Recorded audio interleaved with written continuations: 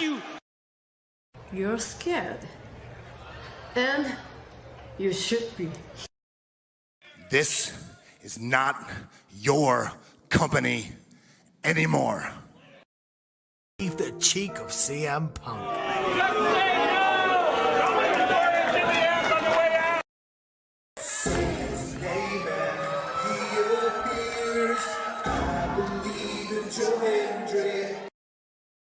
Out! Combo move! This is what they've been doing! Hey, McAfee! Everyone shut the up and sit down! We got a mom in the front row who taught her daughter how to suck dick! I'm Mina Shirakawa. I used to be a model. I want to put on a big show. And that's the bottom line, because Stone Cold said so. What is going on, everybody? Welcome once again to the Saturday Shenanigans, hosted by yours truly, the Renegade J.J. Williams. Hi, guys. Hi, guys. CM Punk drama bullshit to the side. I still consider Hangman the worst AEW champion they've had. First of all, we're going to bring in Walter Cruz. I said that as a joke when, what's his name, did his promo Monday. He said, I'm from a prestige university. I said he majored in Steiner math. We've got the He-Man, James Hebert, in the house. I do really cool and dumb things on the internet. Right. A lot of shit going on here. A lot of fucking crazy ass shit. Where is Noah JD? Well, say his name and he appears, because we believe in Noah Foster. Fuck is this intro? It is one of those things where as fans we do have these desires for what we want to see, but sometimes you can't always get what you want, and there are reasons you truly don't get what you want. I wouldn't even listen to this in Grand Theft Auto San Andreas. What the fuck is this shit? God, rapid whack. Like I said, never been a greater time to be a wrestling fan than with more companies in a more lucrative spot, in a more comfortable business spot, in a sense of mind, it seems, than ever. Again, WWE is not the only one. It is not the end-all, be-all. So let's go back to the Renegade Wrestling JJ Williams to get the official word. JJ, speak! Make sure you tune in every week, because you never know who's going to drop in to join the shenanigans. Catboy is in the house. Hello, my internet family. I say if you want to make them as evil as possible, make them really mad. We have Mansfield joining the party now. What is going on, Josh? Like I told no one when we were in Cleveland, him joining Chase U was just an unfortunate side effect of my shenanigans towards you, JJ. I know how it can get better, Noah. The panel chooses you. Shut the fuck up, Josh. You said that so like. We got the intro back. Yeah, I was gonna say. Just like how you and I had lunch together the other week. That was different. Ladies and gentlemen, the King is here. Say his name and he appears. We believe in King A-Train. There are so many believers in Joe Hendry. The only person on this panel that doesn't believe in Joe Hendry is King A-Train.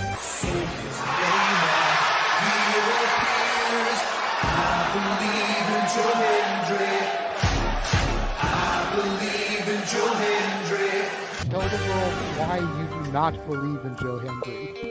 The reason I do not believe Joe Hendry is he is Fandango 2.0 in a entrance merchant. I rest my case, Your Honor. Hey! There's nothing wrong with being an entrance merchant. He has some of the best entrances of all time. Teleporting into the command center, all the way from Angel Grove High, Datilla. Oh, yeah. I went to the command center on Thursday. I went to Vasquez Rocks, which is where they filmed a lot of episodes. Somebody actually climbed to the very top of those rocks. I made it halfway. I was like, I'm not going up there. Definitely Toni Storm versus Mariah May. That's the one match I probably am looking forward to the most. I really like the story. I'm familiar with All About Eve, so if it plays out that way, I kind of know how this is gonna go. Say goodnight, Datilla. Good night. James, you did say his name. So he shall appear, ladies and gentlemen, the first time on the Shenanigans, Jeff Meacham is in the motherfucking house. Ah! All right, we're coming in hard with the botch. All right, fucking hell. It's good to be back. It's good to have an opportunity to talk to the crowd on a Saturday. If you want to have yourself stomach through it, you can go back and watch when the Main Event Mafia took over Impact. That's what James is talking about. So if everybody just joined us, we're talking about people sedating people, attempted murder, boys, and tips. Welcome to Saturday Shenanigans, everybody. Aren't you glad I'm back? Welcome back, Jeff. Cool. What is going on, everybody, and welcome to the weekly moderated Shenanigans hosted by yours truly. For the first time in forever, it is the Renegade JJ Williams. How is everybody doing this evening? Hope everybody is well. Let's go ahead and bring everyone in. I see the message. I don't know how the Petco Park thing got put up. Go ahead, Noah, while I reset. Am I human? Am I robot? You'll tell me, folks. Hello and welcome to... Well, I'm just kidding. Good evening, everybody, and welcome back once again to the weekly moderated conversation of wrestling madness. That is the Saturday Shenanigans. I am right now putting in the hot seat for the moment. The Renegade Wrestling JJ Williams is trying to once again become human after all, as I am, of course, human to a degree. Am I normal? You tell me. That being said, I'm never alone. Let's go ahead and bring in the rest of the panel. First and foremost, because she's yours, she's mine, she's our Canadian friend, Ash. Hello, Ash. How are you this fine evening? Hello. I'm good. Yourselves? Doing all right. I'm tired. I did not think I was going to be the host. I pray to God I'm not, because I'm ready to go to bed, because I don't want to do Yahoos longer than I have to. I've done that enough weeks in a row. This is not my shtick. I call shows and I go to bed. Simple as that. But it's always good to see you and good to hear your voice. And also here, always Mr. Reliable, reliable. It is Walter Cruz, currently Avatar Man. Now he's back on screen, live and in living color. Hello, Walter. How are you? I'm good. How are you? You're doing all right. Now let's go ahead and see if he's human after all. Let's welcome back in the Renegade of Wrestling, JJ Williams. JJ, speak. Hello, hello. Hey. There we go. Perfect. And I can finally shut up. 2-hour timer starting now. Good to see you guys. I hate this, Noah. I hate the 2-hour timer. Cut the fucking feed, Walter. Shit, like, damn. Where's my Noah back? I want my lovable Noah Foster. Nah, he stopped that nonsense a long time ago. It's pretty much on the clock. As soon as the clock's up, bleh. Now we got Ebenezer Foster over here. Yeah. Noah Scrooge and shit. Tell me what you will. Well, as I was trying to say before, I went all Robotnik and shit. It's nice to be back here in the hot seat as the host of the Shenanigans for the first time in forever. Right. I've missed this. I've missed doing this with y'all. Hopefully it won't go super duper late because I'm a little bit under the weather myself and I do have work tomorrow, so don't rub that in my face, Foster.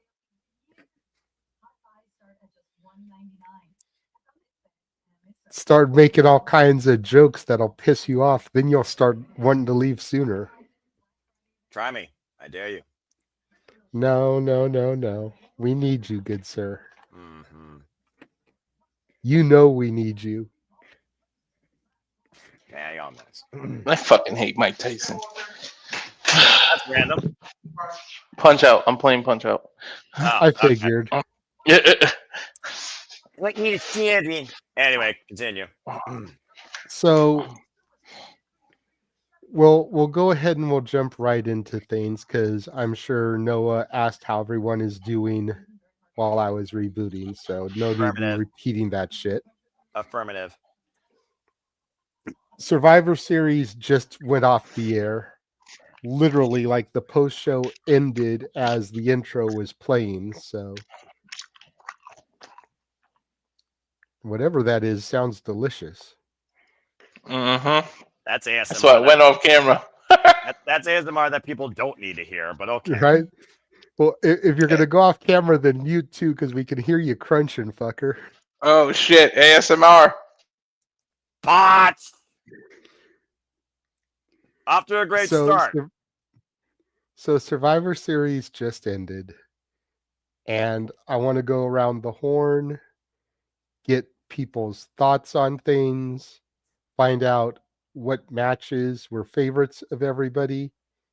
Before I get to the lady that is here, because ladies do have to go first, we do need to bring in and acknowledge the man that was actually there live in attendance. He is the founder of the feast, if you will, and I do hope everybody enjoyed their Thanksgiving. Jeff motherfucking Meacham is in the house. Yo, I guess he knows appropriate given the shirt I'm wearing. Although it's a little bit too old school for you youngins at home. Although it's fucking 8 o'clock at night, 11 o'clock on the East Coast. If you're up watching us, that's your problem or your parents' problem. Anyway, yes, just got back to the hotel, checking in very briefly with y'all because I'm gonna go hang out with Datilla, hopefully, the Dominguez, hopefully, and my buddy Pete and his people over at Cheesecake Factory because it was a good night, and I know I believe Kalea is there also. I believe Kalea is there. I just don't know. I have not spoken to her just yet, but I will be in contact with her. I just wanted to check in with the team and let everybody know. Dylan and I came to the consensus that it was a fun show, but the endings were flat. Like underwhelming was the word of the day as we were walking out of the stadium. And it took. I gotta know. Did Dom get you? Did what? Did Dom get you with that shoulder injury? He got Dylan. 100%. Did not get me. I'm sitting there going, dude, if the girls were getting involved, then he's fine.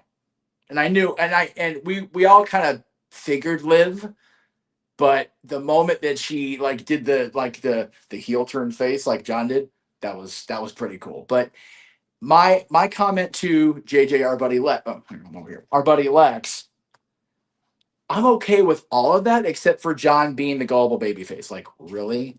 23 years in, he's a stupid babyface? What the fuck are we doing? Like, what the fuck?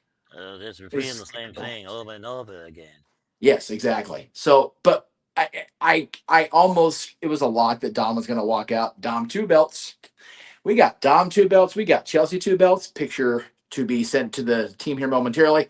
We got Ethan Matt 2 belts. Champion with Ethan 2 belts. I got to see 2 War Games matches with 10 incredible people. And even up in section 312, Dylan? Yeah. Even in section 312 of a baseball stadium, which is up in weighty fucking the Bob Uecker seats, Brock Lesnar is a big goddamn man. And he's still scary as fuck. I'm not okay with it. Since I heard my Goobian, does the long-haired hippie want to come on and give some thoughts about the experience himself? That's up to the kiddo. You coming on camera? Huh? Do you want to come on camera? You're being asked for. You don't have to. It's zero pressure. It's up to you. Just tell him Uncle JJ's asking. Is voice okay? Well, they can hear your voice already. Okay, bet. Yeah, it was a good show. It was very underwhelming. You can stand right here and they'll still hear you. Wow. It was underwhelming. It was really funny because I had to record John's entrance because Dad was like freaking out. And then like as soon as the match started, he went on his phone. And so Dom faked his injury, and I was like, oh shit, that doesn't look good because everybody actually stopped. And it wasn't like it actually looked like okay, because he was going for a Hurricane Rana. And like he flipped off and he landed like just perfectly on his shoulder and his neck where it looks like he could have gotten hurt. And then John hopped over him in a way where like because it's John, it obviously looked like he was talking to him. Yes. And then he rolled in the ring. So I'm like, that's not good. And then all of a sudden I see the girls get involved. I'm like, oh, okay, yeah. Once Raquel and Roxanne started like actually like doing their moves, I'm like, okay, Dom's fine. Yeah. Love me some Chad Patton reaction. That shit was good. I was here for Chad Patton. Yay, Chad Patton. He's my favorite people. He's one of my favorite people. I kind of felt the same way that Dylan did. At first, I thought it was legit, like, oh shit, did we just fuck this up? But then once I saw Right? Raquel and Roxanne, I was like, Eddie is smiling down. This is some Joe, straight up Eddie Guerrero shit right here. Straight up. Our buddy LJ was like, you know, is it okay that the best part of the whole night was John getting pop rocks? I'm like, even as a John guy, I fucking pop for that. I'm not gonna lie. And the Tejana bomb. He took both of their finishers. And you know? he sold that pop rocks like he'd been shot in the face. That shit was so good. I was so proud of John for that. For a man who held down the future of the business for so many years, he just put over 2 fucking women like he Rover. did. He put over everybody in that match like Rover. Yes, Dom cheated to win. Yes, Liv came back and pulled Judgment Day bullshit. But I told Dylan, I said, this is going to make Dom look really fucking bad if the entire Judgment Day stable can't fucking beat Cena. This is going to be so bad for them. Like, oh my God. And they came through. The question now is, do they still break up? That's the thing. So we'll see what happens on Monday and beyond. I could tell Dylan like half felt bad, half was like haha in my face about it, but he went to acknowledge and his fucking arm was cramped up, so he couldn't like do the whole hold the arm up for Roman the whole time for the entrance. I got it on film. On film. How am I? Fuck. I've got it on recording. So we'll see how it plays out once I actually post it. Well, I mean, Roman's entrance is almost about as long as an Undertaker WrestleMania entrance, so you know when it's not working, yes. The arm getting freaking sore. Hey. The new intro, especially, that sucks, by the way. It's like 10 times longer, just the intro of the intro. You understand it was the exact same entrance in Englewood in January. Yes, and I thought it sucked then, too, and I said it to your face, too. And you just forgot by now. Because I said it again. Hey, let me ask you guys. I popped into, because I was backstage for most of the watch along. We already had a 3-man team. I didn't want to make it okay, cool. Okay, good. chaotic. Yeah. But I popped in briefly. I was like, is it just me? Or does the newer mix, I won't call it new theme because Roman's had it for a minute, but the newer mix of Roman's theme give off Duel of the Fates vibes? 100%. 100%. It's supposed to, though. It's like, that's the whole point, is like it's supposed to give off that like final boss, like opera. It sounds like no pun intended with The Rock, but yeah. It literally sounds like Dark Souls, like you're entering a boss battle for like the final ending of one of the games. Which we all said when Head of the Table version of his theme came out, when he first walked out to that on SmackDown. I was like, dude, this is like a final boss video game theme, and it's just evolved. I do think the intro with the the drums, and then the before it actually gets to the that shit takes forever. Yes. The main thing with the similarities is rhythmically it's the same, because Duel of the Fates is like that, like da da da da. Yeah. Roman is like dun dun dun da. Like it's very much, it's probably same key or like a semitone up or down, and it's very much like close to the same rhythm. So and for a freaking whoever is writing Roman's theme, I don't think Roman's is a Def Rebel, is it? Yeah, it is. It is? Okay. It's the fact that the Def Rebel songs didn't compare to John Williams anything, that speaks to just Def Rebel is not always the shits. Okay? No. Just saying. They have their moments. Me and Walter counted down 20 themes that were actual bangers. We did. I remember that show. So there was that. I thoroughly enjoyed the experience of the show. I will say my bias was definitely not helped today. John lost, stupid babyface. They squashed the holy bejeebus out of Nikki Bella. Like, what the fuck happened there? Like, that was awful. Awful. And, like, I get it. She's a returning vet, and they've been Dylan pointing out to me. They keep doing that on both sides of the gender coin. But, like, did Nikki get any offense in? Did I miss it? Noah, you called the action. Rack Attack 2.0 for a near fall, and that's it. Fucking ridiculous with all this build. And granted, it wasn't a whole lot of build, but it was intense build. It was powerful promo from Nikki. And just, dude, I don't know if it came off on video, because I know you guys keep the sound down when you're doing the watch-alongs. That crowd was church quiet. Church quiet for that whole match until the very end. Very end, when she started going into the what the hell is the Demon's Kiss? Is that what her move's called? Devil's Kiss. Devil's Kiss. That Demon Devil, whatever. When she started doing that, the crowd like actually got into it. But the other 98% of the match, I could probably have dropped a pin right here and I would have heard it louder. You should have heard my call of the Devil's Kiss.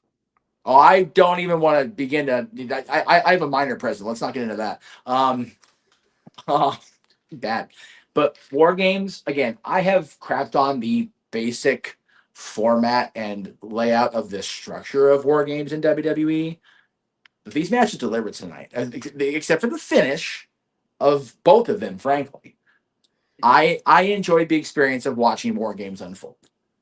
I don't know. I think the finish of the women's delivered, but I don't. Yeah. But I'd agree with you on the men. My biggest question, and Walter pointed this out on commentary, is once Io did the swanton off the cage with the trash can and was literally covering 4 of the women, why did the referee not count? Yeah, that's a valid point.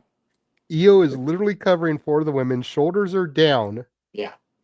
I don't give a shit. Noah was saying body weight distribution. Body weight was at least distributed on 2 of them bitches properly. It's still enough for a pinfall to be counted, goddammit. You're actually asking a referee to have a brain in WWE particularly. Get real, JJ. You're right. I'm asking Jessica Carr to use her brain. Hey, Jessica Carr is a problem.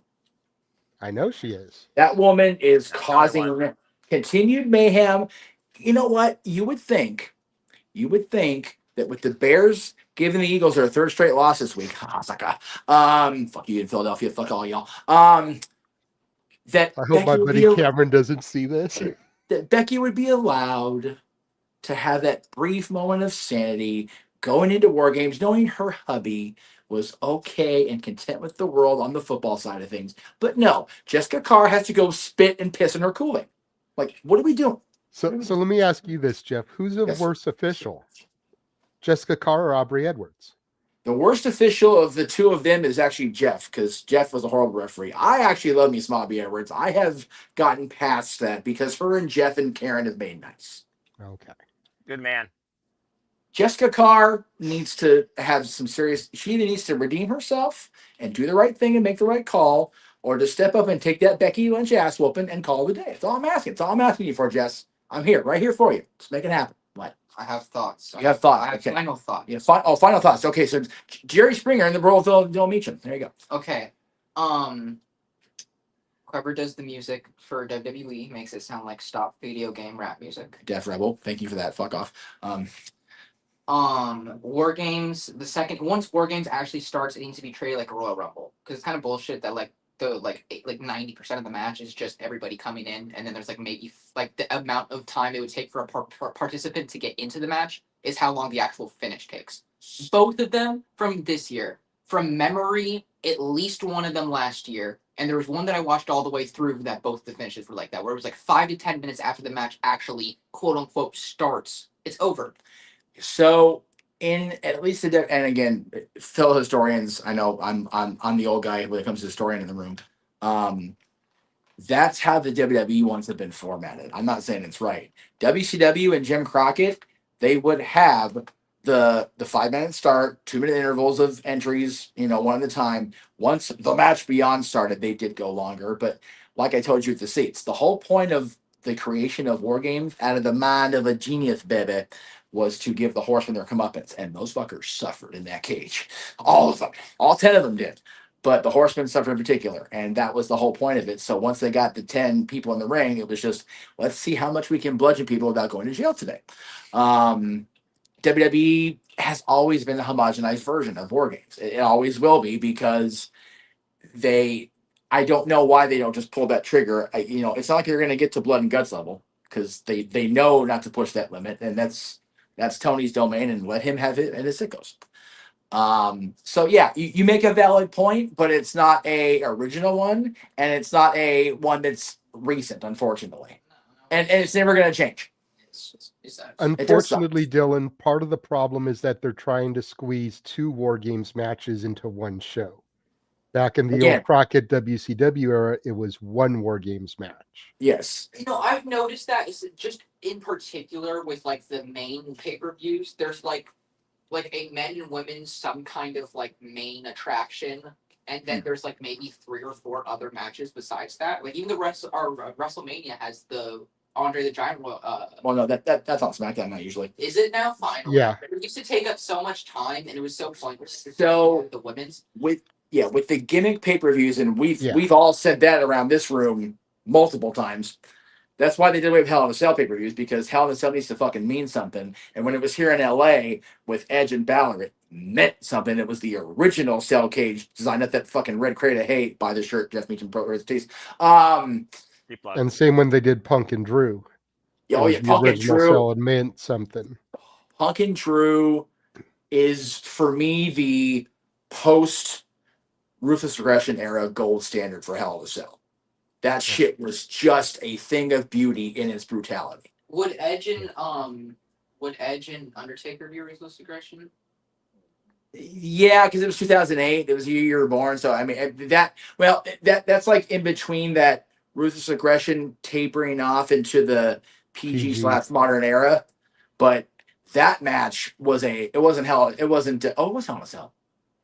Yeah, it was. And that was a really good match. It was a real. You know what? You talking about where he choked him into the fire? Yes. That was. For some reason, I always think it was a cage match. But that's why I'm like, what do you mean? That's your. I thought it was a regular cage match. I completely forgot it was Cell. I completely.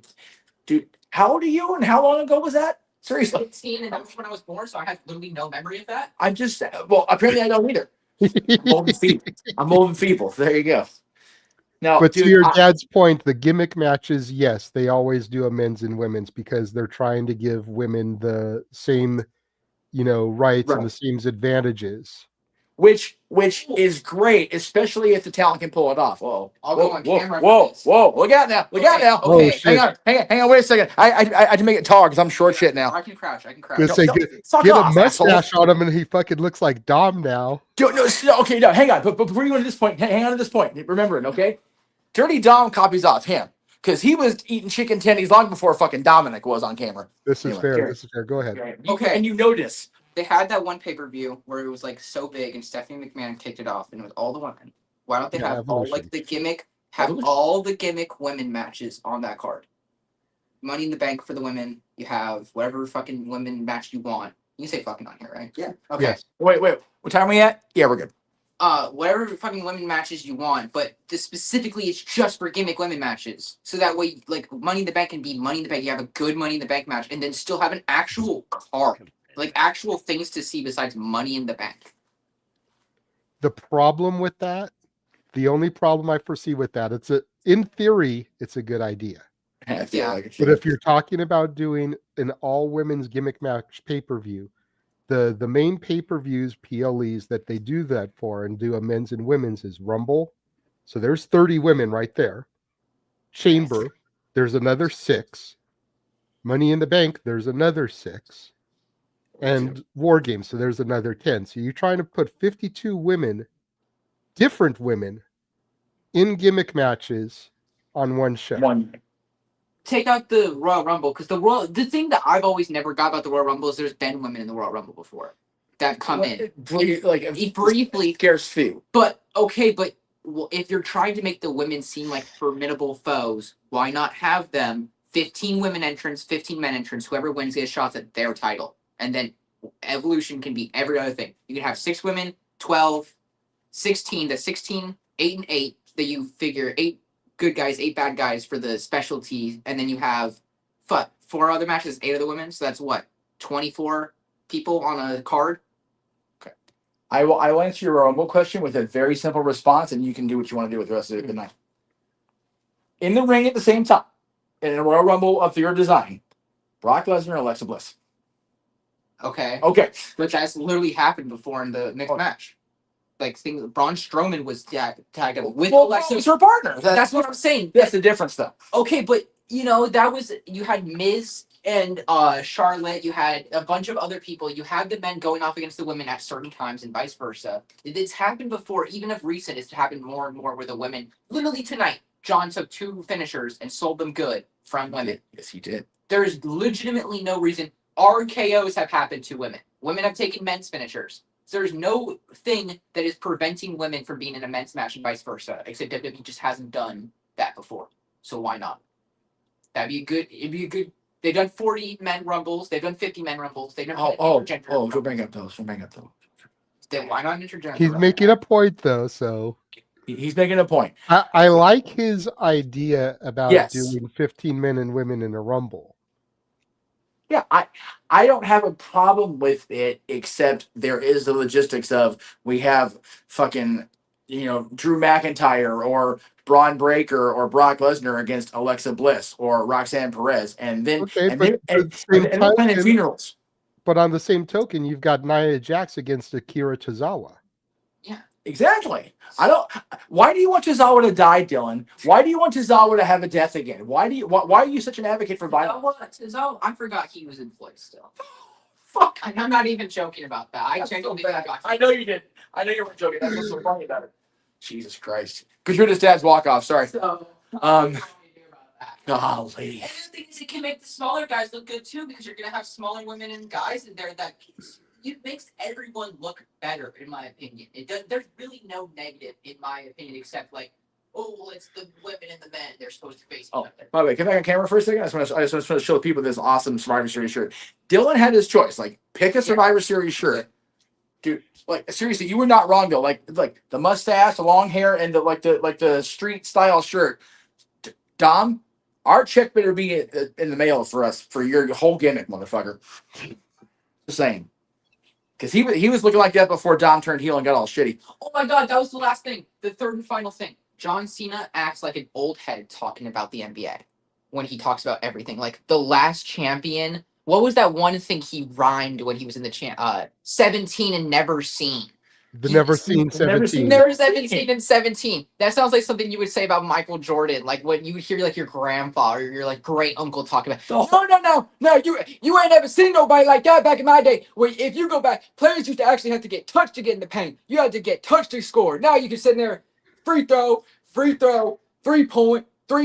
And are those people not wrong? Look at John Stockton. Look at White Chocolate. White Chocolate getting up there, making that magic. Look at Magic. That's John Cena's whole gimmick. That's Cena's whole gimmick. Okay. Am I wrong? No. Exactly. But neither is he. And he is the greatest of all time.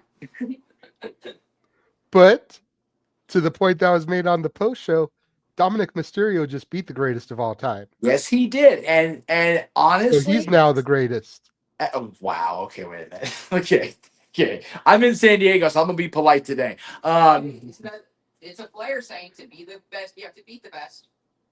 Who did you To be the man, you got to beat the man. Dominic Mysterio just beat the GOAT. This is why he doesn't come on the shows, because he's always writing, and I have to eat shit about it for 4 days. Fucker. But yeah, the thing about this particular trip, and there's been clusterfucks along the way to each destination. Going to a San Diego Gulls game, that was an adventure. That, by the way, Jay, you'll know this better than anybody. That sports arena, which is out of Pachanga Arena, the San Diego Sports Arena is still a piece of shit. It is a god-awful fucking building. Always has been, always will. Always has been. There's a reason. I'm going to get close and scare y'all. There's a reason they tore down the LA Sports Arena, because it was a hole when it was built. And now there's a beautiful soccer stadium on top of it. The San Diego Sports Arena needs to die an even quicker death than that one. And it won't, because it keeps getting bought and refurbished. It's a piece of shit. And the fact that there was still a decent hockey game, because it's minor league hockey, which is always better to watch. And the Gulls took the Ducks pennants for beating the Kings, because they got shut out by fucking Coachella Valley. That was a beautiful sight to see in person, not going to lie. But the whole point of this trip was for he and I to go experience stuff we haven't done before in a long time as father and son. He got to see CM Punk wrestle for the first time in, what did we say it was, 13 years? Yeah. Yeah, because last time he saw Punk in person was when he was defending against John and Big Show at SummerSlam 2012. First time I've seen Punk wrestle in person since AEW. In WWE-wise, it would have been SummerSlam, that same SummerSlam, I think. Or unless I was at a show before he left. I don't remember. I don't have the list in front of me. Seeing John's last entrance on pay-per-view, PLE, whatever. Just see, and that's become a point of contention on me. Okay. Because, and I was saying this during the pre-show, and I brought it up on camera once Noah joined us.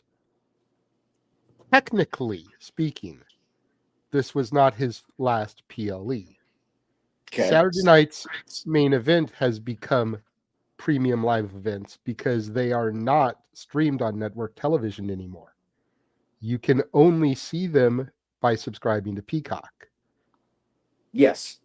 So that makes Saturday night's main event a premium live event, much in the vein of the original In Your Houses before they became a monthly thing. If I'm typing on camera, I'm sorry. Give me 1 second. Sorry.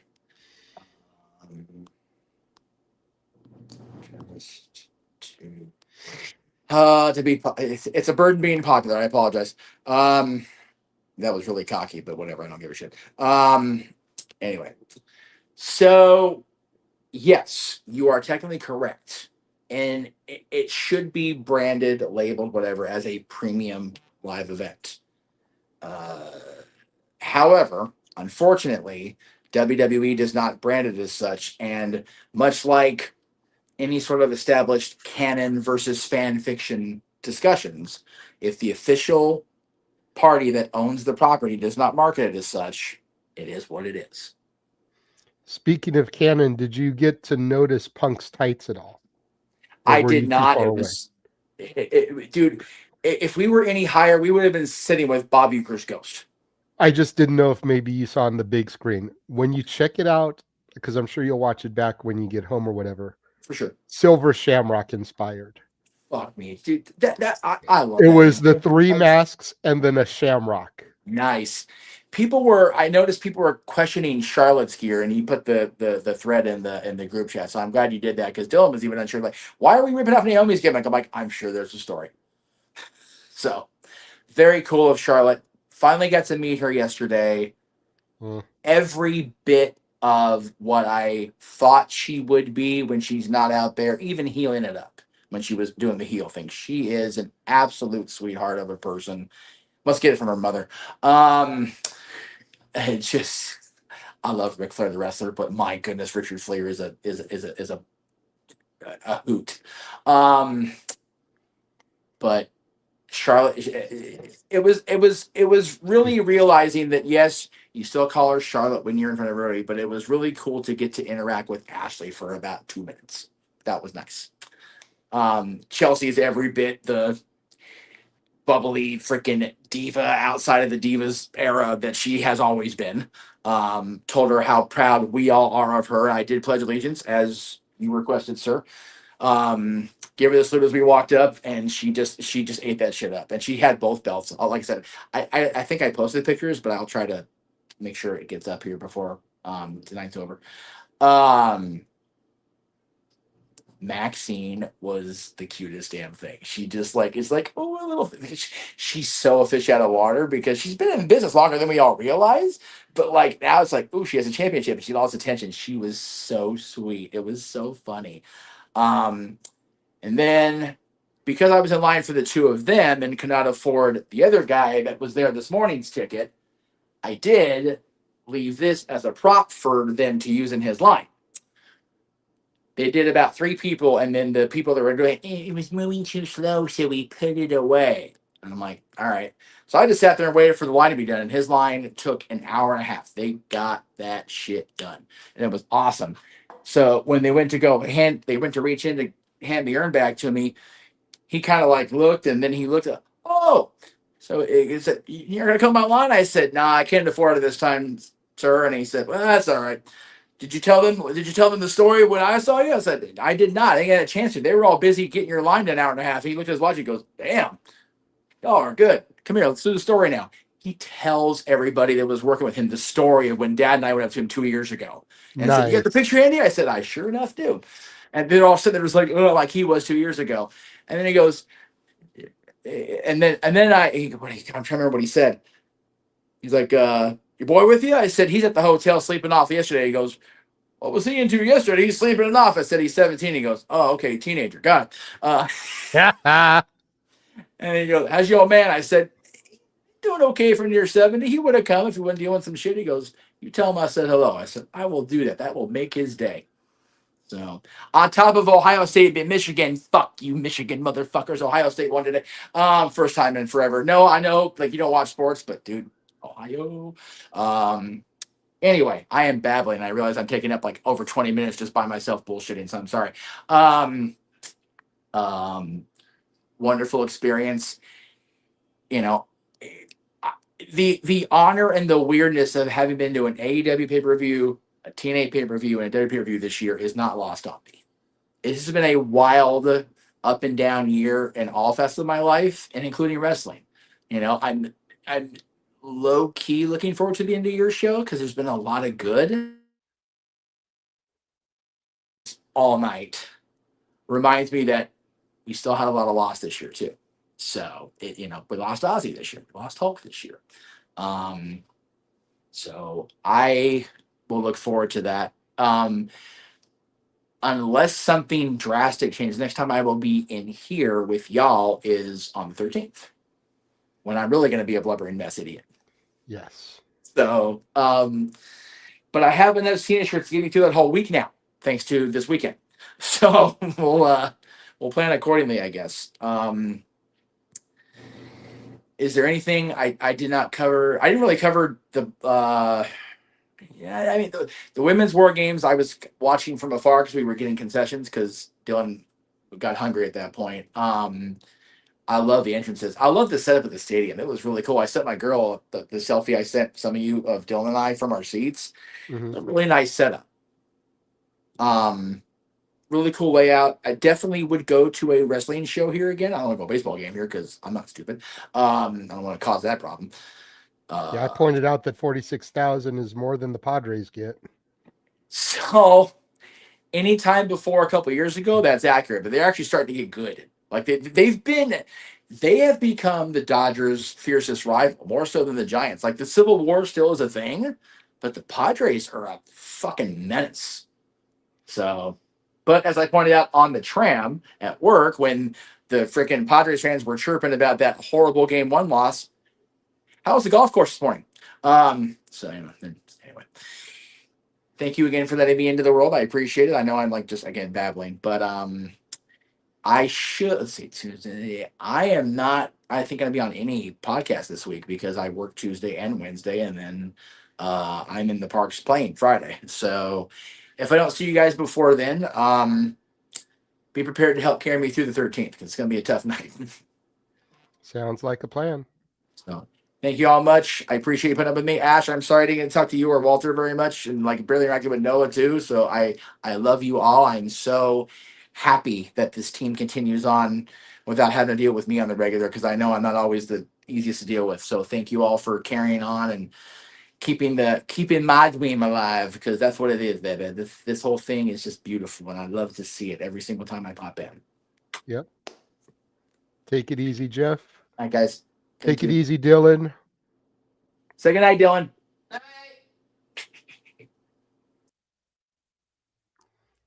And then there were 4. So those of you that haven't interacted with him before, that was Jeff's son, Dylan. My Goobian. Walter, are you awake? This itis is real, dude. I was going to say, did Jeff put you to sleep? I know Noah's working on stuff for church. Doing Noah things. She made brown rice with orange chicken and broccoli with the salt, like everything homemade. That shit got me. God damn it. Why are you trying to put him to sleep, Lee? We still got a couple hours to go. Noah's like, y'all just keep rambling. Y'all only have me for an hour plus now. So, getting back to things, I want to go around the horn, get everybody's overall thoughts on Survivor Series. We're not going to run everything down match by match because I feel like that'll lead up too much time. But we'll go to Ash first since you were not part of the watch along or anything. Overall rating of the show, high spots, low spots. Do you agree with what Jeff said since he kind of covered all the matches? Go ahead, ladies first. I don't really have much to say about Survivor Series War Games other than that it was a fine pay-per-view. I enjoyed watching it. It's just nothing really major happened, but at the same time, it wasn't the drizzling shits either. So it was a decent show. It was fun to watch. I like the women's War Games match. It was a nice hot way to start the show, and very similar to like the men's War Games. Everyone had their moment, their spot to shine. I like how like this has become like we talk about like Survivor Series traditions. I think the new Survivor Series tradition is Io getting on top of the cage and doing her crazy shit with the garbage can, because she's done that like every War Games, even down in NXT as well. So it's nice to see that carried over. Some traditions never die, and maybe that's going to be a new one, depending if they do another War Games. Which I think for the time being, they should switch to the traditional 5-on-5s, because the War Games match is kind of really worn out. It's like very similar with like other previous gimmick pay-per-views, with the exception of Money in the Bank and the Royal Rumble. Those are the only two exceptions. I'd even throw Chamber in there, just because even though I think Chamber's played out, it's a good way to determine your contender to the secondary championship. Yeah. On the road to Mania. So that one I'm willing to give a little bit of leeway to for, but I totally agree as far as it being played out. And especially since this year it was so close to Blood and Guts. Traditionally, correct me if I'm wrong, Noah, but doesn't Blood and Guts usually happen in the summertime? Correct. This was the latest it's ever happened, right? Correct. Yeah, so I think the fact that Blood and Guts was like 2 weeks prior to this added to the overkill, because essentially you saw 4 matches in 2 weeks, the same premise. Yeah, I said it on the stream too, Ash, that I feel like Cena should have been involved in the traditional Survivor Series match. Team Cena versus like one of his biggest rivals. I think we would have got more out of it. It would have made more sense this year.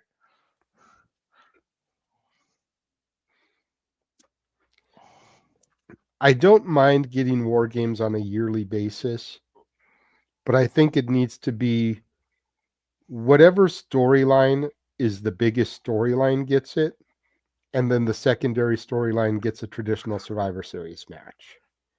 Or maybe one year the women get War Games and the men get the Survivor Series, and then the next year the men can get War Games and the women get Survivor Series. Have it alternate. I like that idea. That works. Or instead of random people, well, if you're gonna randomize it, instead of just people all in rivalries together, you make War Games seem something special. You earn it by doing your traditional Survivor Series on Raw and SmackDown.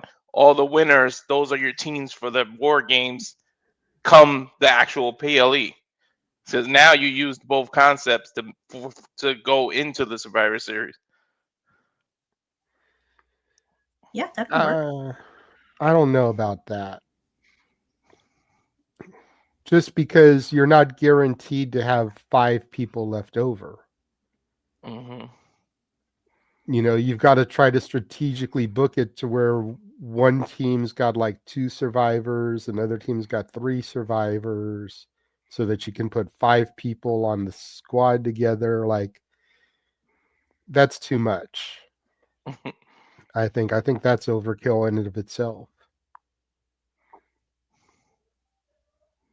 True. But I agree with what you said about everybody getting an opportunity to shine, Ash. I think the women's, I think Lash Legend really stepped up when she came in there. Yeah, they made her look like a dominant powerhouse, just like Nia Jax was. And they also did the same thing for Rhea Ripley. You got 2 big, powerful women. You got to make them both look strong and dominant. And when they had that little face-off with each other, I was like, give me this match. I want this match now. That could be Mania. Ooh, because not only was I backstage for our watch-along, but while it was going on, I was on microphone for DJ's watch-along on Rockin' Ropes on X. So even though I wasn't on screen with y'all, I was reacting to some of the stuff over there.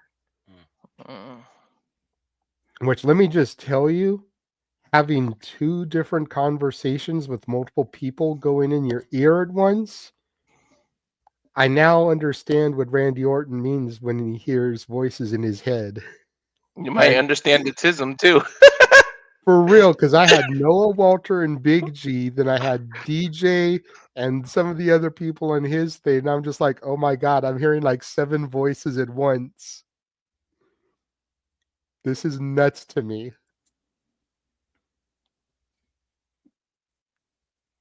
Yeah.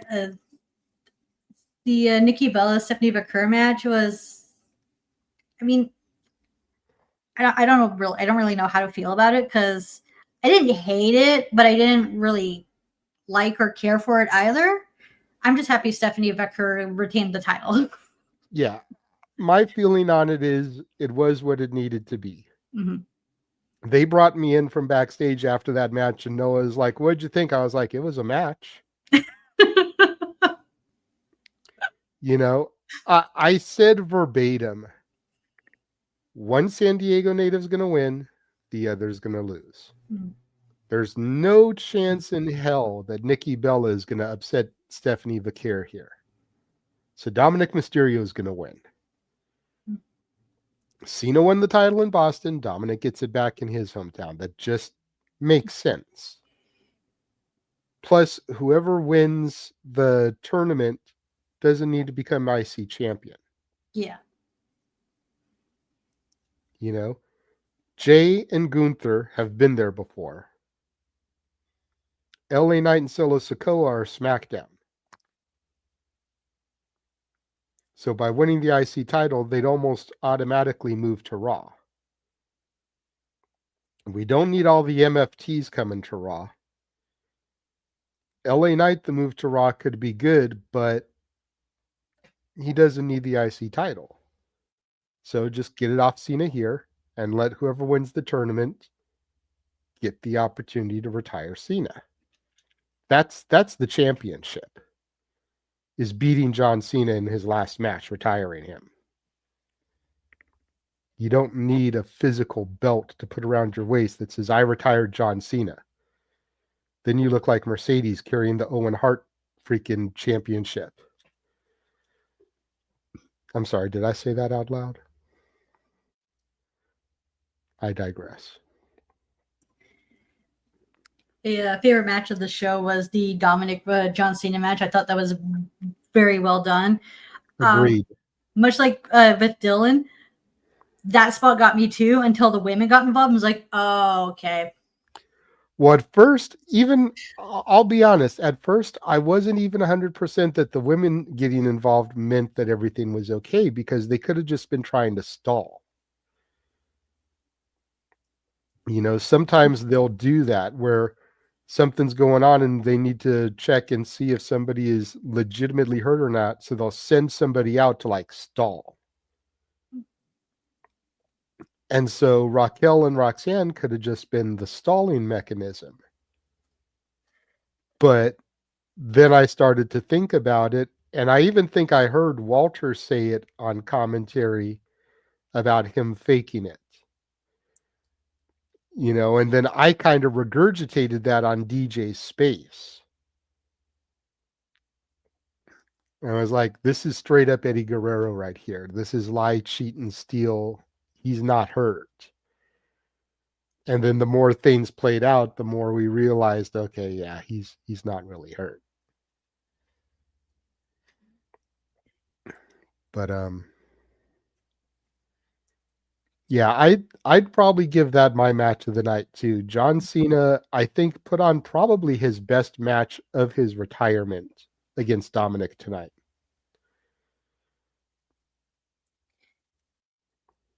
Yeah, an argument can be made for that. I love how the match ended. That was very well done with Liv Morgan's involvement, and it's nice seeing her back. And this is gonna add more of the Judgment Day melodrama that I was missing, and that might get me back into watching Raw, or at least the Judgment Day segments anyway, because I love that shit. Like a Spanish telenovela.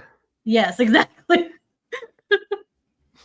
I can't wait to see what happens because I have a feeling like Liv is going to eventually get exiled out of Judgment Day, and what's going to make this more interesting is an interesting ripple to it is will Dom follow suit or will he stay with the Judgment Day? So he has like to pick between two things, and that's going to make for some interesting television, or at least on the Monday Night Raw side of things. Well, for me, I could see that. I could definitely see that. So overall, yeah, this was a fun show. I'd say it was a nice nice. If I don't really do star ratings or number ratings, but if I were to give this a number rating, I'd say this would be like a nice 5.5 to 6 out of 10. Okay. Walter? I enjoyed the same match as y'all did. Yeah, Cena and Dom. But I love that they left us with a cliffhanger, because it makes you want to see what the heck is going to happen on Raw. And again, I don't think that was Seth Rollins. I think that's what the whole point was, to do Seth Rollins' move so you think it's him, but it's not. Agreed. But definitely, they did get me at first with the shoulder injury. And I think had Penta not been hurt so short time ago, I wouldn't have fell for it. But the fact that Penta got hurt doing almost the exact same move, that's what made me be like, oh shit, he could be hurt for real.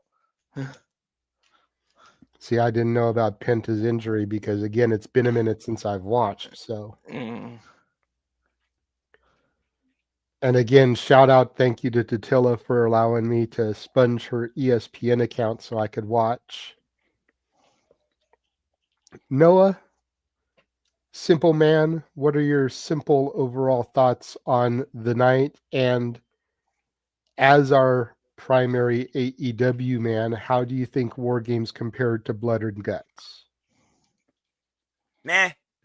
It was okay. The only match I cared about was John Cena and Dominic Mysterio. The women one was very underwhelming. I expected all those spots, but Last Legend, considering it was a first, break on that. Good for her. Hopefully means bigger things. The men, extremely underwhelming, and what a freaking flat finish. I mean, are you freaking kidding me? Whether or not it's Austin Fury, LA Knight, Suffering and Rollins, we'll see what the follow-up is. But at the end of the day, WrestleMania is going to be surrounded by Cody, Roman, Punk, Brock, insert other name here. For Braun Breaker, hopefully it means he maybe wins the title at WrestleMania, if not shortly afterwards. For me, I still enjoyed the Blood and Guts far more, especially the women for a first time ever top that shit caliber. When it came to the stories going into that, not thrown together in 2 weeks, and what continues to fall after that. The men, over clusterfucky, bloody, and crazy, but still, at least I was far more entertained out of that. The show, it was okay, but for WWPLE, it's the usual. Mid-level, 6.5 like Ash for me. It was okay, though. Again, the Liv Morgan thing. Liv, Roxanne, what happens? Find out next in your favorite Telemundo podcast here. Sponsored by insert Spanish tortilla freaking sponsorship next time. Dominic Mysterio defends Taco Bell. I'll make a title. Taco Bell's not fucking real Spanish food. Shut the fuck up. That being said, it's worse than Taco Bell. Either way, the show was all right. I wanted more. I knew I wasn't going to get more. It's a WPLE. I always set my expectations at a simmer, and it basically met that. Well, and Nick wants to know why you want to kill somebody. You look like you want to kill somebody, apparently. That's for me to know and for you to never find out. Damn. Maybe it's just because I've been out of things for so long, but I was entertained by the show. I enjoyed it. I thought that the women's Survivor Series match was the second best match of the night. I definitely agree that Dom and John was the match of the night. But I give the women's Survivor Series second, the men's War Games third, and then Stephanie and Nikki would be the last one on my rankings.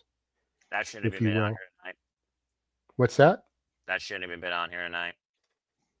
Probably, but what would you have put in its spot, you know? I don't know. Probably a traditional Survivor Series match. Possible. I just feel like that would have eaten up too much more time. And we really didn't have that many like commercial breaks and interludes on this. So like, I don't know. I feel like the pacing of the show was good. There wasn't a whole lot of like dragging down time, I don't think.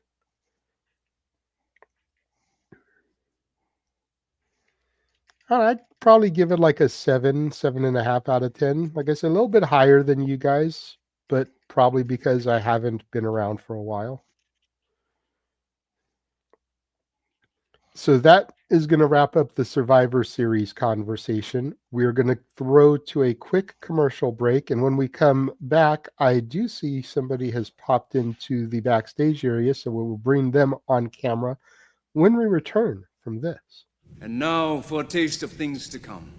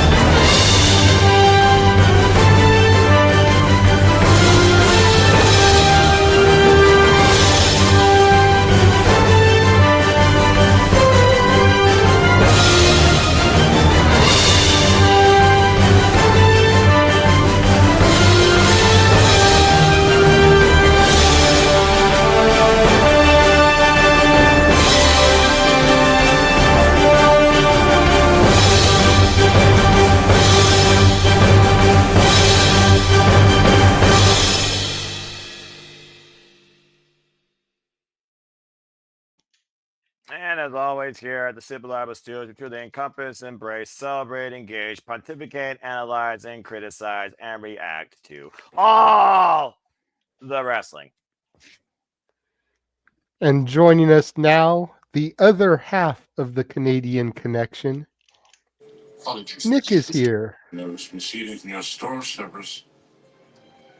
guys.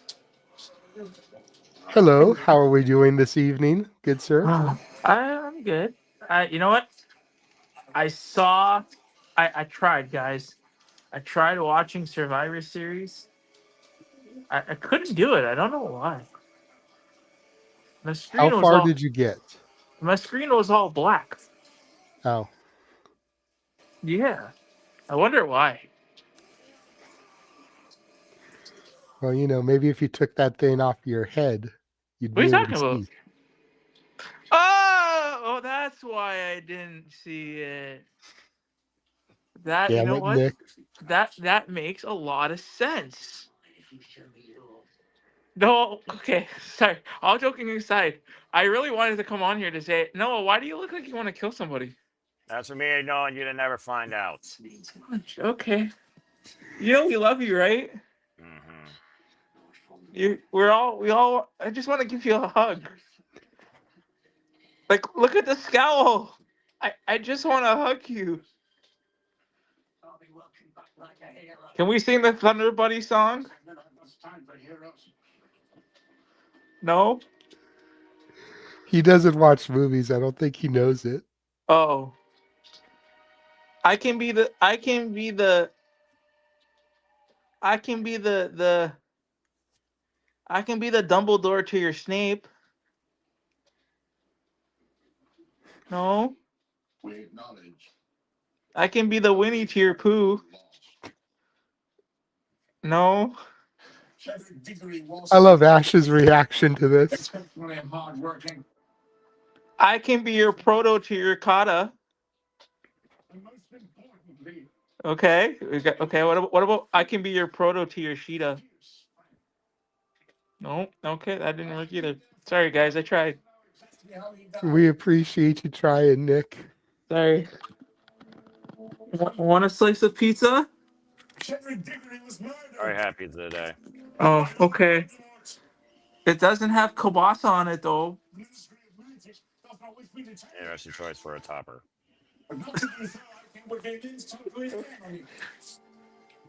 No, you're number one. Don't forget it. How's everybody doing? We're doing good, Nick. It's good to see you, good sir. Good. I thought I was watching from like in the chat, and I'm like, why does Noah look so angry? Why does he look like you Well, want to? This is the Noah that we get when he doesn't have to host. He's on a time crunch. He gives us 2 hours. He works on church stuff the entire time. And you get quips like you did when I asked him his thoughts on Survivor Series. I heard everybody's just shitting on that show. I didn't think it was that bad. You know, it's cool to shit on the Fed. You know, it's always cool to shit on the top dog. Yeah, what?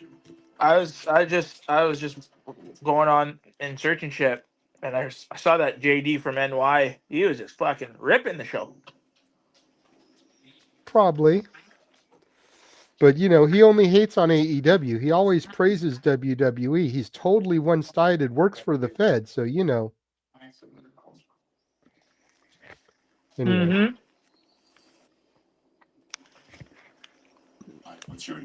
So the next topic is earlier today, prior to Survivor Series. Walter and I covered NXT Gold Rush, week 2.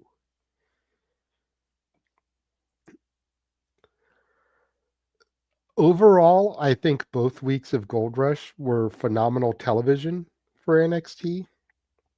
I think all the matches delivered. Very woman heavy, which you gotta love. Because everybody knows that the women in NXT are the dominant species right now, the dominant gender. The male divisions are kind of flat. But between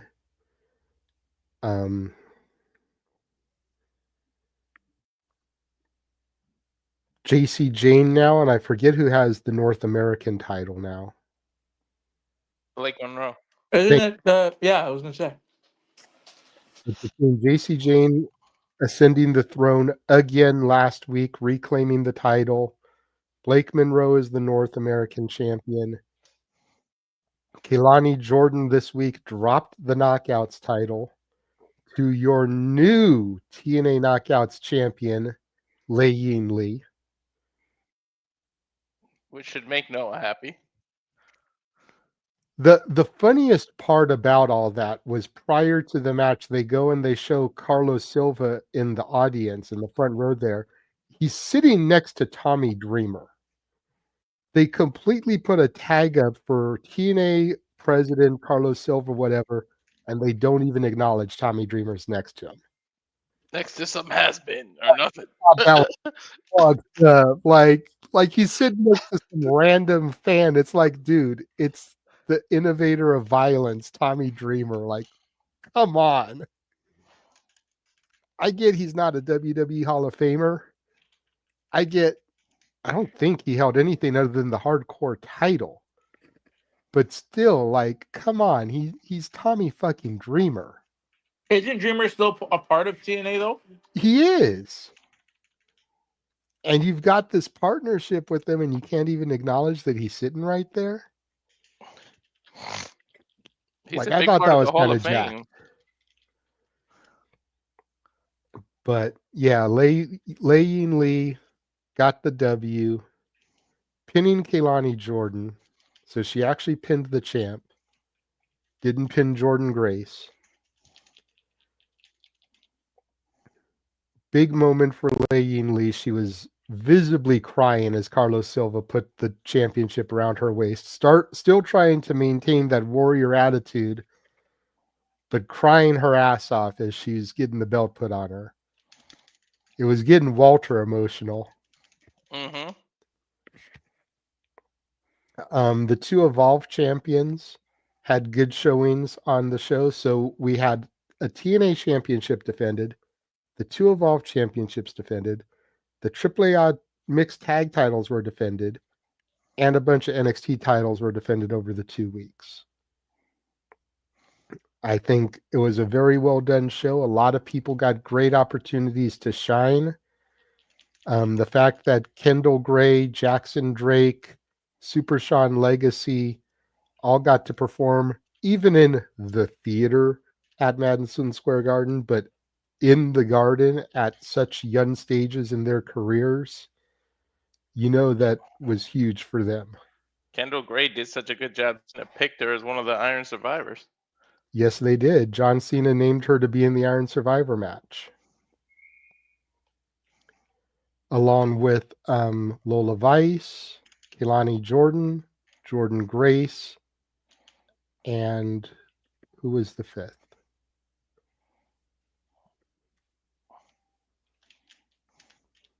I forgot who lived for it. Kendall, Jordan, Lola, Kehlani. Was it a TNA? No, I can't remember. Damn it. I feel bad now.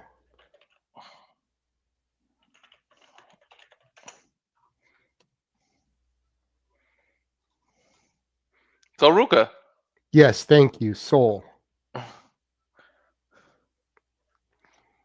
And then the men is going to be Miles Bourne, who defeated Trick Williams to qualify, Dion Lennox, Javon Evans, Leon Slater, and Joe Hendry. What do you think of that?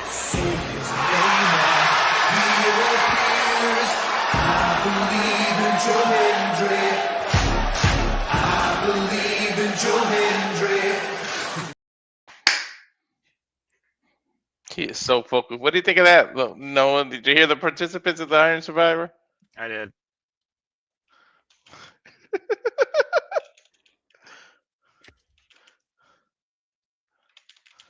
No thoughts? Good fields. Should be some interesting matches. We'll see what happens. Well, you all will. You're covering that. What do you think about Leon Slater from TNA getting the opportunity? And should he win, do you think he could challenge for a TNA championship, or does it keep it with the NXT titles?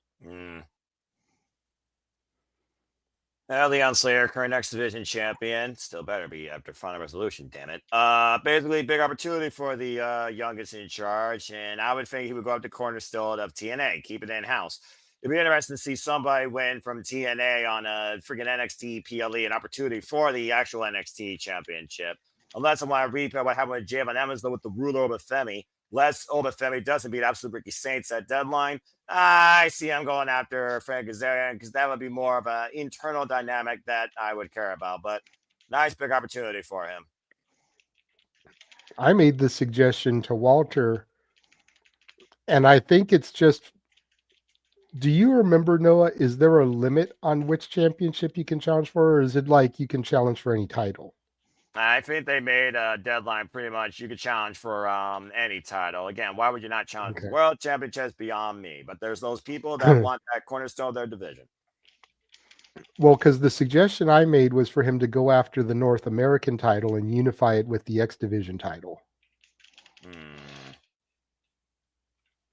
I think that would be a good look for Leon Slater. And it could also build some dissension between him and Javon Evans. Probably get rid of one title in the overglorified WWE system, too, I suppose, if you merge it.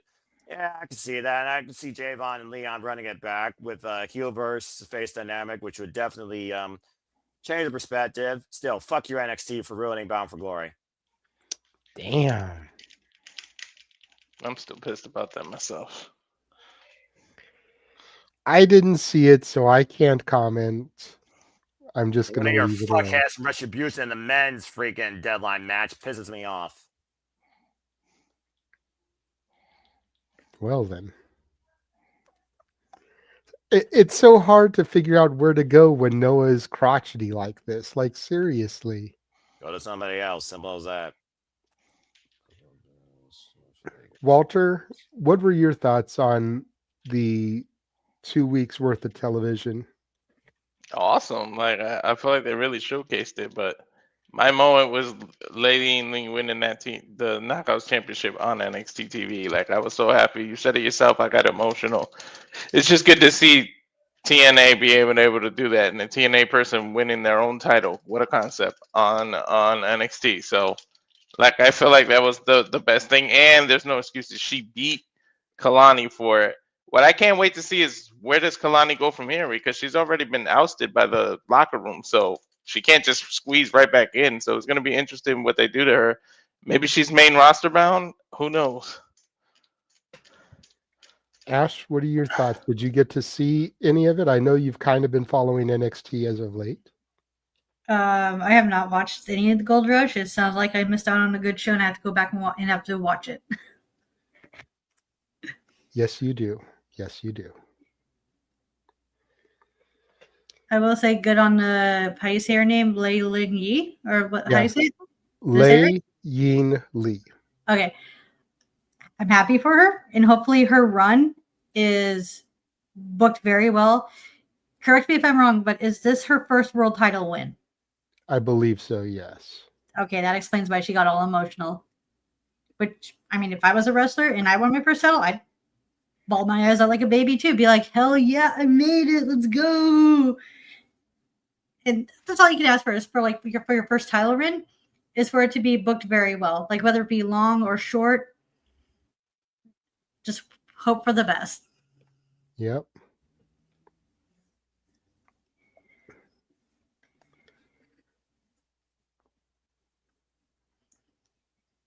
It's a lot I got to catch up on pro wrestling, but then again, what else is new?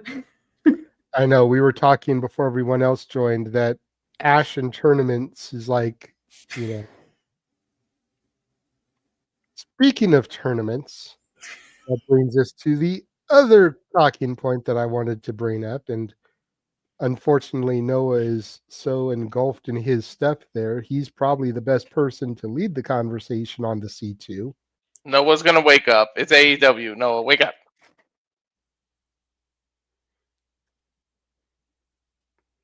Noah, can you lead the conversation, please, on the C2 and the matches we've had so far and what's coming this coming week that you and Walter will be covering? All right. C2 Continental Classic, third annual round robin tournament event in AEW. Kick things off, of course, this Wednesday and Thursday on Thanksgiving Eve Dynamite and Thanksgiving Collision. Current matches so far done was Kazuchika Okada ran defending Continental champion versus Kyle Fletcher. Kyle Fletcher had just beat the reigning and defending champion once again in the opening match this time of the tournament. Both men involved in the Gold League via roll-up. We saw that Kevin Knight take flight and soar on his debuting match against Darby Allin, getting the better of Darby Allin. This is his second Continental Classic, getting his first 3 points on the board. And Jon Moxley showing more innovation in his submission game with a darts choke, as Walter so eloquently called, getting the better of Mascara Dorada. And then we move on to Thanksgiving Collision, where we had the Bastard Pac taking on one-on-one Speedball My Billy, both men in their first Continental Classic. Pac got the better of Speedball, grounding him and incapacitating him in the rings of Saturn. Why Orange Cassidy went one-on-one with Claudio Castagnoli and got uppercutted into oblivion. Both the Death Riders so far, all three, currently with 3 points. And the other match was Konosuke Takeshita, unlike Okada, winning his opening match against Ryder Strong, is also in his debut. So far we got Konosuke Takeshita, Claudio Castagnoli, Bastard Pac, Kevin Knight, and freaking Kyle Fletcher, all with 3 points so far. It's 3 points for a win, 0 for a loss. Next week we got Claudio Castagnoli versus Claudio Castagnoli versus Jon Moxley, which I know many people might be looking forward to as far as bringing the Death Rider itinerary forward, since we're waiting for a turn in that. We also have coming up a AEW Dynasty rematch as Kazuchika Okada goes 1-1 with the Bastard Pac, and Kyle Fletcher goes 1-1 for the first time ever with the Jet, Kevin Knight, while Roderick Strong's looking to make this about himself and break everyone's fucking back. Further action to come as this tournament is to continue, and we will be covering the entire thing. If Walter wants to have further cliff notes and his biggest upsets so far, he's more than welcome to. My biggest upset is that fucking Okada lost his first match. He's literally Mr. Tournament. I went in praising the hell out of Mr. Tournament, and AEW told me shut the fuck up and made him lose the first match. What the hell? Same point he lost to last year in round robin action. Uh-huh. That's Tony Khan booking for you. Not conventional, not 50-50 all the time. And these tournaments, of course, are integral one-on-one matches. Anyone who gets involved is banned from AEW, a rule that's been in inception since day one, which I can respect when it comes to finding the better wrestler during a match versus some reality level bullshit.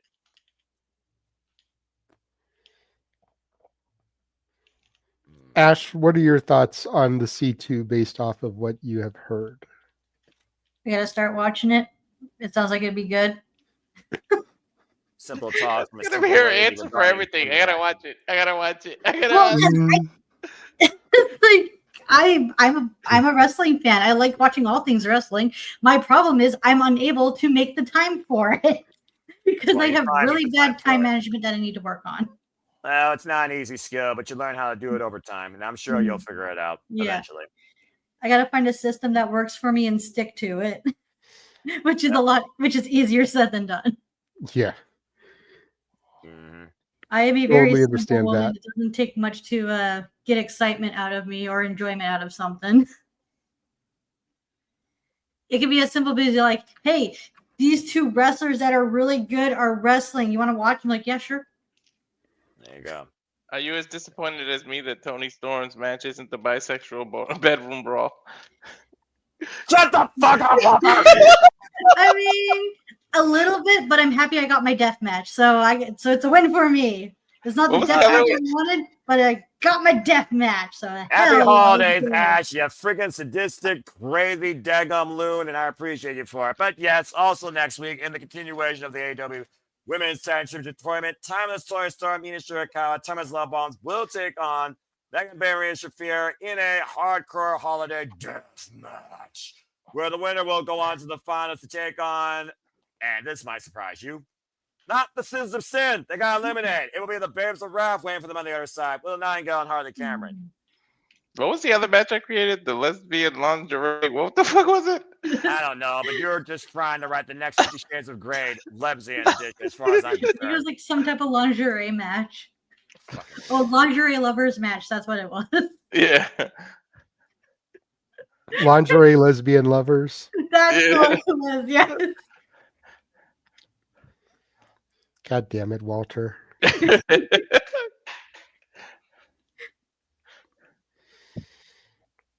Well, that's all the topics that I had to discuss.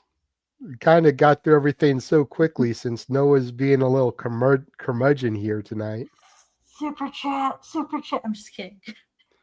So No, I am gonna run the trailer one more time. And unless we get some super chats of Or topics PayPal. and questions, then we'll start wrapping things up. And this may end up being a very quick episode tonight, which I'm sure would make Noah happy. Kind of like if he gets to see the bunny on TV. We will be right back. And now for a taste of things to come.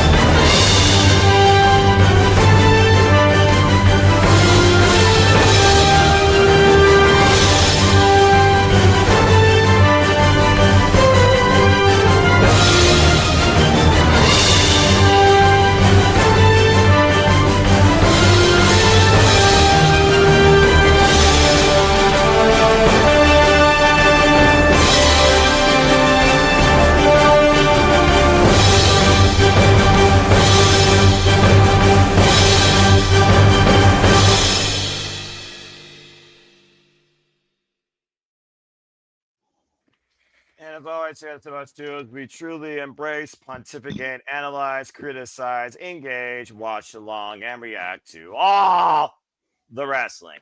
And finally got my stuff done for church. Also, JJ, nice try. I know that she no longer wrestles and no longer riles me up. I am above that nonsense, like I'm above all y'all's nonsense.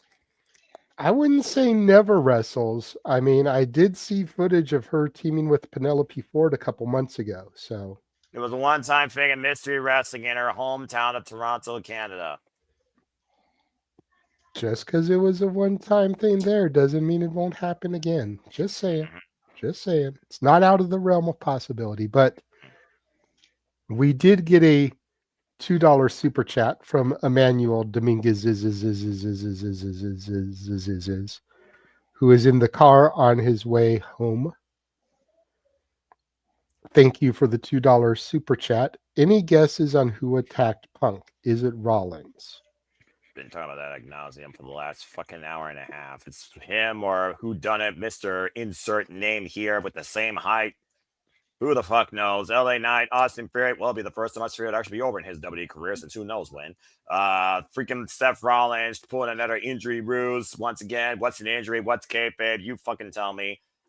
Don't know. Outside that, I don't know. Vacant did it. I'm gonna put my money in Theory. I'm just gonna flat out say Theory. See, here's my thing about Theory. And I'm not saying it can't be him. It would definitely make sense for it to be him. But it also wouldn't. And I say that because he left on the verge of a babyface turn because of his thing with Grayson Waller. But Grayson Waller is still a massive heel. So why would you bring Theory back just for him to still be heel, but not be with Grayson Waller? That doesn't make sense to me. You bring Theory back, people are going to want to cheer him. So I don't know if Theory is going to be the guy. It could be LA Knight. Yeah. It could be somebody who's been missing from NXT for a little while. Could be the Don. Tony D. Ooh. Not a bad choice. Because something we've talked about is how some of the gimmicks in NXT wouldn't get over on the main roster. So while Tony D doing the whole D'Angelo family thing probably wouldn't get over, him just being Tony D, being this Italian muscle, coming in to help Heyman's New Dangerous Alliance, still keep more or less the same gimmick, but you drop the whole D'Angelo family shit. You drop the corny Godfather shit.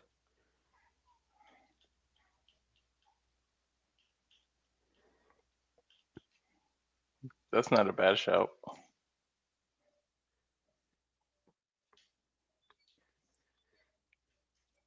Let me see how tall Tony is, because that was one of the things that you pointed out was how the person looked like they were shorter than Seth. Mm-hmm. But all the people that we named, Seth, LA Knight, Austin Theory, are all 6'1". So if the person's shorter than Seth, it can't be any of them because they're the same height. Yeah. Tony D is 6 feet. Shorter by an inch. That's not a lot, but it's enough.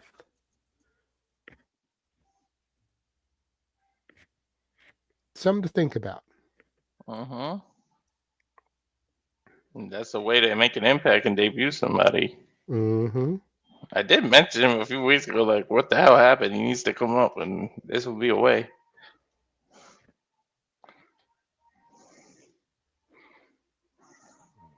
Ricky Saints is 6 feet.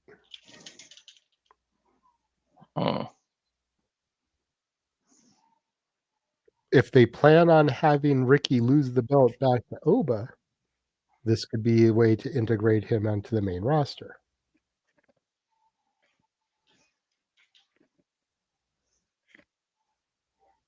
Because Deadline is a week from tonight. So you can hold off on the grand reveal until after Deadline.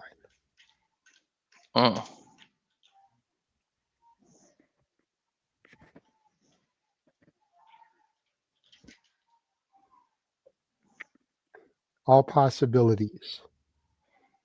Anyone's a possibility at this point. Very much.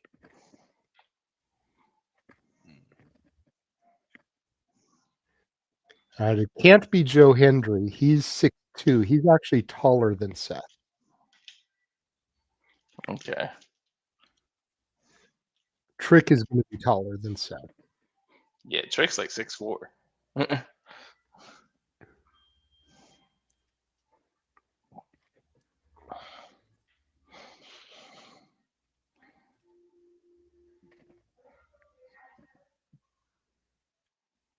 Mello is 5'10". That's a 3-inch difference. I could see Mello benefiting from Paul Heyman's tutelage.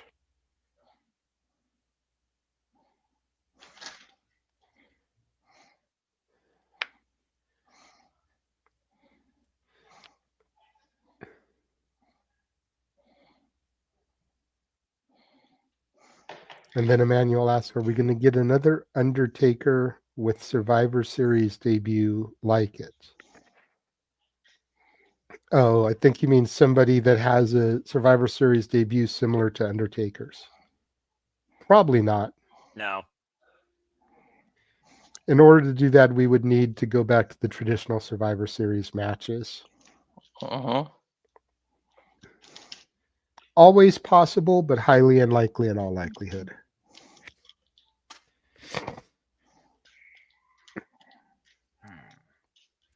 Well, that is going to start to wrap things up then, unless we get some more super chats. And since I'm on the graphics side, Walter, I'm going to need you to pay attention. Let me know if we get any super chats coming in. All right.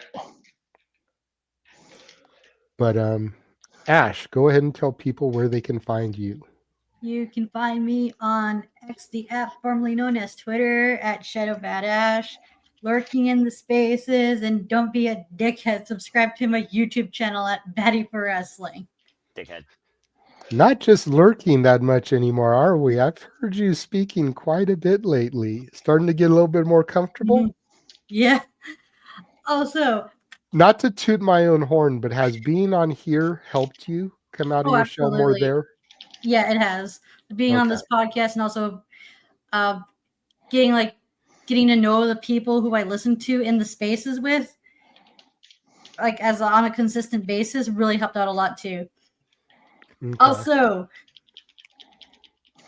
sometime in December, I'm going to be being interviewed on the After the Slam podcast.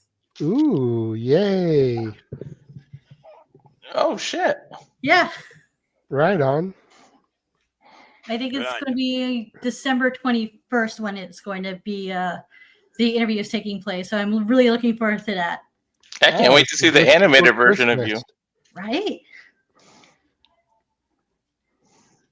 You'll have to upload the animated version so it can be your little icon when you go off camera. Right? Instead of little Hiromu or me in my TMDK shirt. Mm-hmm. Yeah. By the way, ding, ding, ding. Thank you very much, Emmanuel. I see another $2 super chat from him. Crowd died with that ending. Worst PLE ending? Question mark. Hell, 19 entered the chat. Remember Hell in a Cell was a thing. Remember NXT, John Cena beat the entire NXT was a thing. Oh, the Nexus, yes. Nexus. Nothing's gonna fucking top the Fiend versus Seth Rollins in that red crate of hate where people are literally about to throw beer bottles more heavier than Aces and Eights debut in TNA. That's the worst PLE ending in my opinion. which is really sad because Seth Rollins versus The Fiend was a pretty decent match. Well, at least I thought it was anyway. And then that ending happened, and we're like, I was watching with a friend of mine, and we were like, what the hell just happened? Exactly. Was the Jeff Hardy Sting thing the end of the pay-per-view? Or did they put something on after that? No, that was the main event of Victory Road 2011. So, yeah, that's entered the chat as well. Mm-hmm. Yeah. Oh my God, I remember I wanted to watch that pay-per-view, and then I watched. Then the very next day, I got a notification for that Botchamania, which coincidentally happened to also be my first Botchamania I watched, and I was seeing it, and I watched the video, and I'm like, yeah, it's a good thing wow, it's a good thing I didn't watch this, because oh boy, that kind of made me stop watching TNA for a while. Don't blame you. Yeah, I watched that live. I was very upset for a multitude of reasons. Don't blame you. I'm glad we fucking survived 2010 for 2012. Almost got fucking killed in that company. Anyway. I'm not sure what brought me back into TNA, but at the time I was just like, you know what, I'm willing to give it a chance, and I'm kind of glad I did. It Factor Bobby Roode was for me. And then the Virtuosa kept me there years to come later. Long may she fucking reign. As she's in the semifinals of the Ring of Honor Pure tournament that will be taking place next week, Friday at Ring of Honor Final Battle, which of course will be covering at the Super Labo Studios. And I'm a little sad I'm not going to get deep in her, but there's still a chance it could be her versus Billy, or her versus Yuka Sakazaki, but she first has to get over Queen Aminata first. Ooh, those are good bouts. And Naja McGinnis is going one-on-one with Lee Moriarty in a 30-minute Iron Man match for the Ring of Honor Pure Championship to show who is the best wrestler once and for all. I saw the match card for Final Battle, and I'm like, oh my God, this looks really good. I might want to check out the pay-per-view. What the hell? Oh my God, I'm getting sucked into ROH again. What the fuck? Are you working that day? Because we can use a commentator. We've got 3 shows going on that day. Oh, what time is that? What time is it on? I think it's 8 p.m. Eastern Standard Time with a 1-hour countdown, 7 p.m. Eastern Standard Time. Plus, I think Noah's the only one with the ROH subscription. Yeah, that's the sad part. I don't have an ROH subscription, so I'll have to watch it on Daily Motion or the link my friend Stampede sends me all the time for these shows. It's the holiday season. I'll give you a subscription if you just want to go check it out, whether you're with me or not. Just let me know. All right. I'll keep you posted on that. It's really too early to say at the moment. Yeah. So you usually get your schedule on Tuesdays, right? Yes. The latest being Wednesday, because sometimes they don't get up on Tuesdays. So like the latest my schedule gets posted is either the following Wednesday or sometimes as late as Thursday, depending on what's going on with management. Or just keep us in the loop. Priorities over passion. Keep us in the loop and keep me posted. And whether you're with me or not, if you do want to check it out, just let me know. I'll find a way to get you.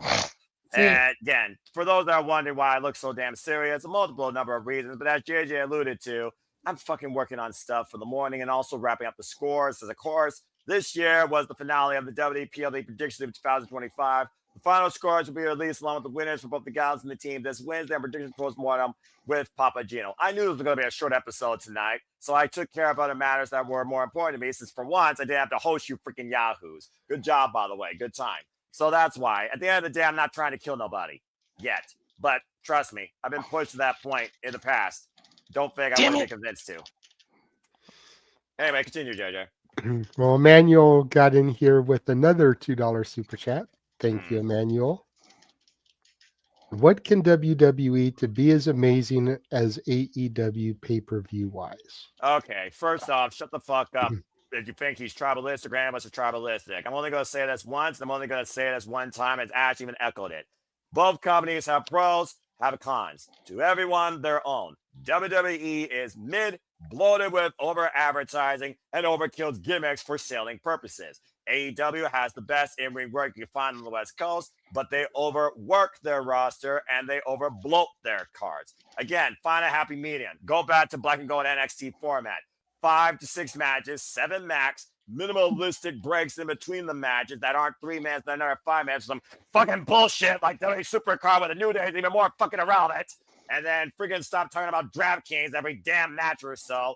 and fucking put matches that matter in story context and championship value versus these two people have a grudge. Let's do it on pay-per-view. That's a TV match, you fucking retards.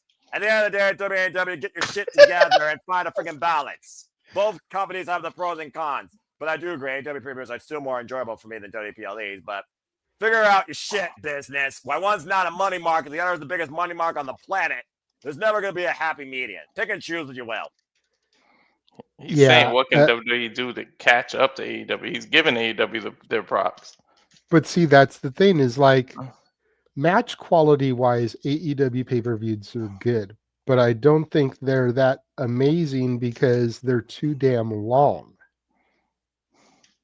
You know, it's like, take a look at last week, for example.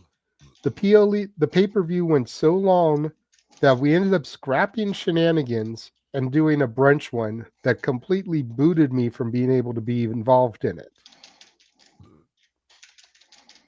That sucks. Explain to me how that's fucking awesome. True. I sleep in on Saturday night. You know, it's like Noah said, AEW gives us like 9-10 matches, sometimes more. Not even counting the pre-show. No. Tailgate Brawl, of course, part of the new formula. And by the way, Ash, here's the Ring of Honor card, by the way. I saw the card. I'm like, I might. This looks good. I'm very excited. Continue. I think I retweeted one of my friends with googly eye emojis, thinking like, oh, this has me intrigued. That's another conversation for another day when it comes to the freaking lame brain grammar, lack of English language, capability, and communication in this world, especially America, when everything's taught with an emoji or a freaking letter for a paragraph. To be fair, I only use emojis to help convey a message because I'm not the best at describing things or getting my point across. So those emojis usually help to get a point across. So it's just like full sentence emoji. That's how I type on Twitter and whatnot. Fine, you get a bye. Hey, EO Sky likes emojis. To the point, her taunt should probably be called EO emoji. Don't give WWE more ideas to take over a different market. Next thing you know, you get a live WWE emoji market. Fucking hell. Yeah, sorry, we were kind of taking over there. You can finish your point. Sorry about that, JJ. It's not Shenanigans unless we're going off the rails in some capacity. You find a way to piss me off. Anyway, back to JJ, continuing his thoughts about AEW versus WWE, product, format, length, quantity, and quality, etc., etc., etc. Go ahead. Like I was saying, I feel like, and it's been expressed enough times on this, but it was super chatted, so I feel like the AEW pay-per-views are too long and the WWE pay-per-views are too short. You know, so neither one of them is perfect. No. I would not call AEW pay-per-views, amazing. Again, the in-ring action delivers. And if you're just talking about the in-ring action, then you need to get better wrestlers in the WWE, not just entertainers. Because that's where the two companies differ. One is a wrestling company, one's an entertainment company. But I would rather watch 4 matches in under 3 hours than watch 10 matches in 4.5 hours. I don't care about you're paying $50, you're getting your money's worth. I would have been satisfied $40 for that pay-per-view. I'm not sure how much ESPN is, $30, $40, whatever it is a month. $30 plus tax. And AEW pay-per-views are $40 plus tax. So $30. $10 a match for the 3 good ones, because Stephanie versus Nikki was what it was. Those matches were worth $10 a pop. In my opinion. Good answer on your end. Well, I'm giving my opinion, so obviously it's in my opinion. So yeah, make sure the IMOs are there. I didn't have to pay for it, so even better. But if I had paid for it, back in the old pay-per-view model days when we did pay for pay-per-views before the $9.99 network became a thing, I wouldn't have been upset about that. I But would that's use just very me. Yeah, you're one person, and again, to everyone their own, okay? There's not a right answer. There's not a wrong answer. There's never going to be a happy medium. That's why the world peace doesn't exist, either in politics or either in professional wrestling community. Bottom line, though, AEW pay-per-views are my highlight of the month, 9, 10, you name it, because at least I could take over half of the card as, holy shit, this was brilliant. WWE, I'm lucky to find one match I give a fucking damn about that was in my NXT. Hell, your NXT had some betting points for a little while, then they fucked everything over with Bound for Glory, and what the fuck have I been seeing with this NXT and relationship since? Different conversations, in my opinion. But that being said, again, to everyone their own. Bottom line, you want wrestling to be awesome and WWE in your opinion, then push the wrestlers for their crap. There's a reason why Walter, Gunther, whatever the fuck you want to call him, slave name and death rebel shit be damned. He and either Dragon are probably the only two things I realistically care a fuck about in WWE when they're inside the squared circle.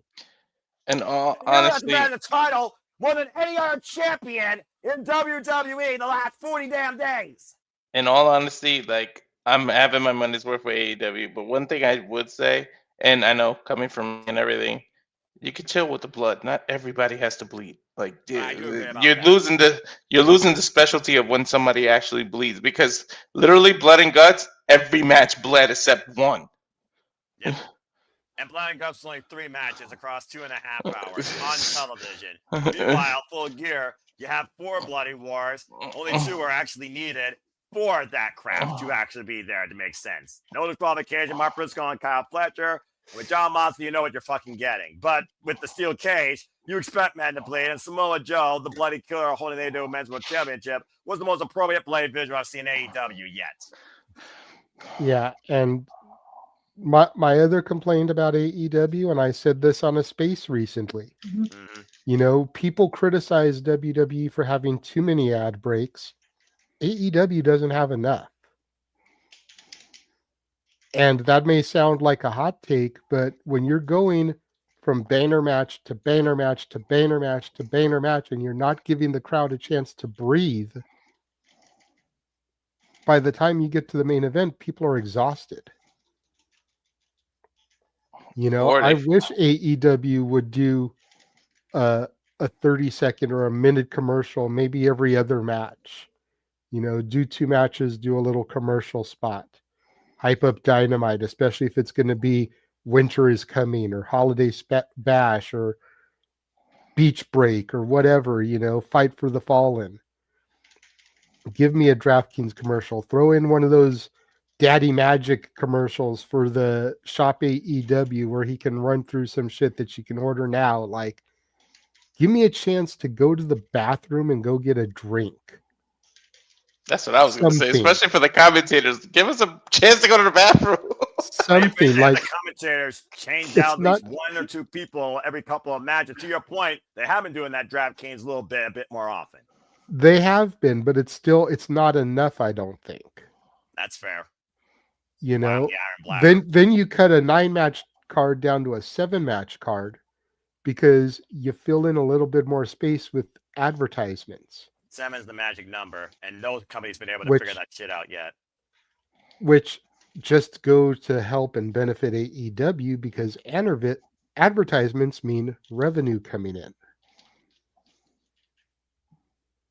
You know, a lot of people look their noses down at WWE for having so much advertising.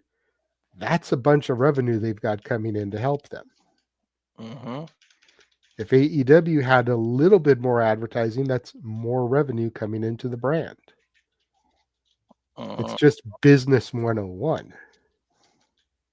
And I'm not trying to say Tony Khan's a bad businessman. Don't twist my words. But you got an opportunity to make more money. Use the opportunity. I'm not saying that you've got to plaster logos all over the ring. You got to have a big ass fucking Prime bottle outside like WWE does. You've got to have a Cinnamon Toast Crunch guy ringside for a blood feud between a father and a son. I'm not saying all that. I mean, maybe get Juice Robinson to dress up like the honeycomb guy, do a honeycomb spot. That would be funny, but stop it. No, because you'd laugh your ass off if it happened, and then you would fucking blame me for it. Just like last week on Shenanigans, sir, when you said fuck the haters and fuck you, JJ, because of stat retaining. Don't think I didn't go back and rewatch the show, sir. I saw that. I'm going to have James clip that and put that in the highlight reel for this show because I actually laughed my ass off. But to your point, not only that, they don't give breathing time. They went to the backstage segment of Kyle losing the title and announcing he was going to be part of the Continental Classic. Then Takesha was going to be part of it. Then Okada had to defend the titles. That they gave no time to breathe, and that was very important because it's the dysfunctional families starting to tease breakup. You didn't give any time to swallow that. So, back to the original Super Chat point, AEW isn't perfect with their pay-per-views, Emmanuel. WWE can get better by upping their wrestling quality. AEW can get better by cutting some matches and putting a little bit more breathing room in and not exhausting the crowd. Simple as that. But again, it's never going to happen. Now, as long as these companies are stuck in their ways, and I don't see their ways changing anytime soon. Yeah, that's the downside about with AEW. I think for me the best, the sweet spot would be an 8-match card. So that way you have an even number, and also that way, depending on the pay-per-view won't go too long. Me personally, I have no problem sitting through a 4-hour pay-per-view, but as long as they keep my interest going and there's some breathing room. And also with the 8-match card, you get more time to have these feuds, more time to develop, especially because sometimes you don't just because you can put the match on the card doesn't mean you should. You also got to place importance on what have we been building towards, and the ones that have been getting a lot of screen time. That's what you put on the pay-per-view. That's what you build to. Yep. Look, you put a men's world championship match, a women's world championship match, a men's tag title match, just for clarification. Once established, you put a women's tag title match. There's 4 matches right there. Yep.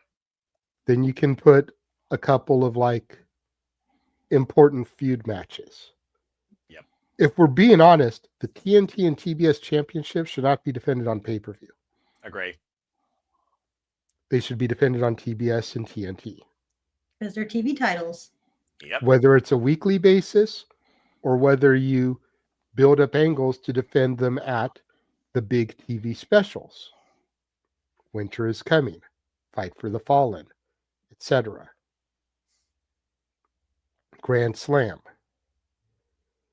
Those are the shows where those titles should be defended. And in the meantime, you build storylines and arcs to culminate at one of those big shows. And what do we know? Those big specials are usually a Dynamite and a Collision. One's on TBS, one's on TNT. You're asking for logic, though. You realize that, right? I am. You're a fool.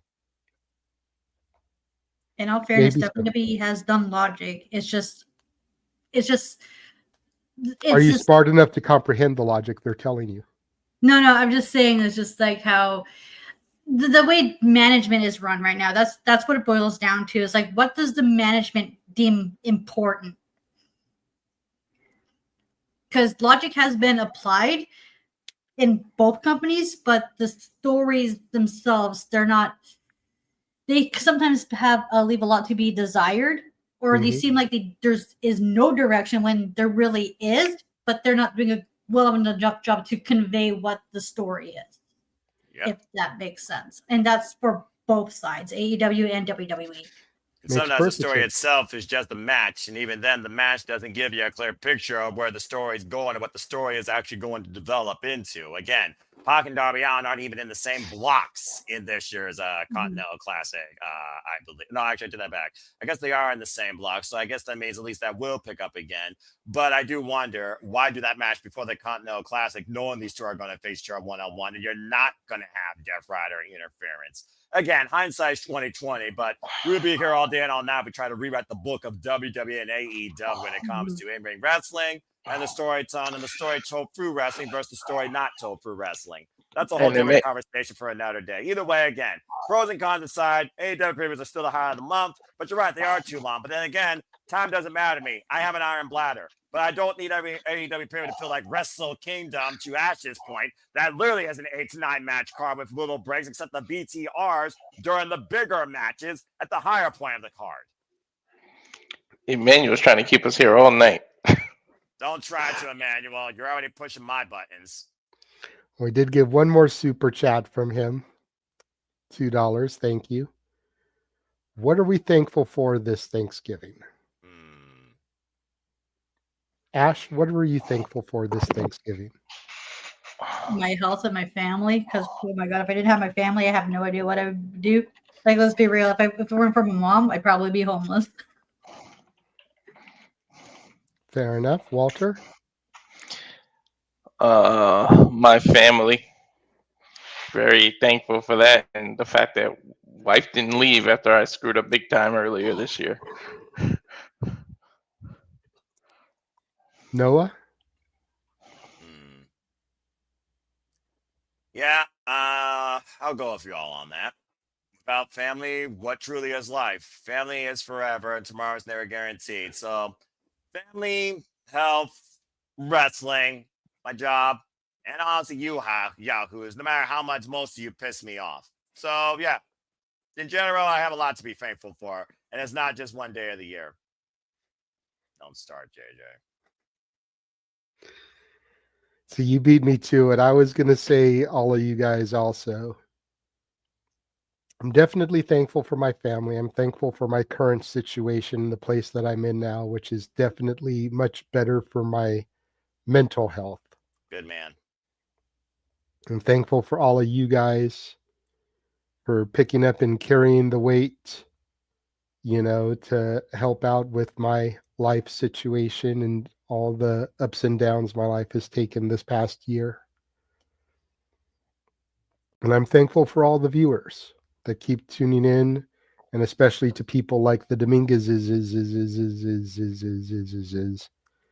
who are always there to super chat and donate. You do got to save some of your money though, Emmanuel, because we do have Christmas karaoke coming December 20th. Got to make sure you've got money for wheel spins. Emmanuel Jet Black. I'm not thankful for that. Yes, you are. Christmas karaoke and wrestling karaoke are the 2 times a year where Noah actually enjoys himself on karaoke usually. Because most Christmas songs are derived from hymns, and Noah's a church-going man. And then wrestling themes, it's professional wrestling. All the other ones, nah. Most of them he could care less about. Although you did enjoy the country one that we did, and the 80s one. There's genres that touched me a little bit when I was once a wee lad, and still to this day. But yeah, that's what I'm thankful for. And fuck Death Rebel. All right, let's get back to the shills here. Get out of here. Is Death Rebel really bad when one of their themes was actually nominated for Theme of the Year on our Simply Reliable Studios, awards? I'm glad you brought up the awards, Ash. We'll go to that shill next. Make sure you follow us on X at SR Studios 2024, where you can vote in the first annual Simply Reliable Studios Awards. Currently, Feud of the Year is up for voting. So you got to get your votes in for that. Is it going to be Atticus Cogar versus Fuego del Sol? CM Punk versus Seth Rollins? Is it going to be KJ Orso versus Sam Stackhouse? Tony Storm versus Mariah May? Guys got to get your votes in and figure it out. Right now, 2 votes have been cast, so it's a 50-50 tie. One of them is me, by the way. I know it is. because she's always so good to retweet us and say, I cast my vote, now go cast yours. Yeah. So I always know when Ash votes. I love her for it. This is the thing about me. I'm good at promoting for others, but I can't promote for myself. You gotta work on Got to that. put that same energy into it. Yeah, exactly. So make sure you follow the Simply Reliable Studios on X. Speaking of reliable, Walter. Go follow me on YouTube at Rage of Wrestling. Please subscribe. Steady every week. I get like 1 or 2. We need to get this to jump pretty big, people. So please subscribe, share. Walter.Cruz.940 if you want to follow me on Instagram, and on the X, it's Walter Alex Cruz. And damn it, I keep falling off this stupid ladder in Double Dragon. All right. Damn it, Walter, you fucking idiot. He's distracted. He's not working. He's playing a video game. Or a game I can respect. Double Dragon for life. I wish they remake Double Dragon Neon, the sequel, but whatever. Well, speaking of distracted, even though he's not here, we'll go ahead and shill for James. You can follow him on Facebook, James Hebman Hebert, and on X and YouTube at JHebertSide95. You can also follow the resident Big Baller G, the OBG. On Instagram, Original Big G 1988, and on X, YouTube, and TikTok at Original Big G1. You can follow our Power Ranger aficionado, Datilla, on YouTube at Rangers of Wrestling, on Twitch and Instagram, Rangers of Wrestling, and on X at Datilla_. Noah. I'm if you choose. Good luck. I'm introverted and antisocial, but I'm here calling commentary and dealing with these yahoos on a weekly basis. And Foster 1916 for all things wrestling on the X and on YouTube. For I am nothing more but a simple man and a lifelong fan of professional wrestling. Damn it. Again, it's going to be a fun, busy week coming up. Like I said, this Wednesday, predictions post by Pappelallee. We'll be bringing the stats and giving you a post-show recap of Survivor Series War Games, as well as announcing the winners for the Galaxy and the team of No DQ for the WPLE League of 2025. I hope everyone had a great time. I will be, of course, re-scoring that and rebooking that, as always, in conjunction with No DQ as part of Sleepy Ditting next year in 2026, starting with Saudi Rumble. Sorry, I threw my mouth. Saudi Rumble. Again, we still have World's End to conclude AEW and Final Resolution to conclude TNA and deadline for NXT. We'll be covering Ring of Honor Final Battle. City Predicting will probably be 10:30 p.m. Eastern Standard Time on Thursday night of Impact, if not during Friday, as I usually try and do it the same day up with Ring of Honor. And Ring of Honor Final Battle will be covered this coming Friday. You saw the card coming up. We crowned Ring of Honor Pure Champion for the first time for the women, so much more. And then we'll be back here next weekend, where I'm sure more shenanigans will ensue, even more content to come in and out beyond that. But as always, despite me looking like I want to kill somebody, more often than not, what Nick tried to do earlier, and despite me being very busy with church stuff and very focused in what I do appreciate being part of this. I appreciate all of you. I always appreciate Jaden when he's back where he belongs. This is his flagship, not mine, damn it. And again, I only wish to encourage you to just laugh and enjoy wrestling too. It's as simple as that. Till next time, have a good night. And then, of course, you can find me on Instagram at the Renegade JJ Williams, on YouTube, Casa D18 Studios, on X, ROWJJ Williams, and Casa D18 Studio. No S at the end of studio on the X. That is where I host and participate in spaces like I did tonight while we were doing the watch along, and was actively participating in 2 different watch alongs.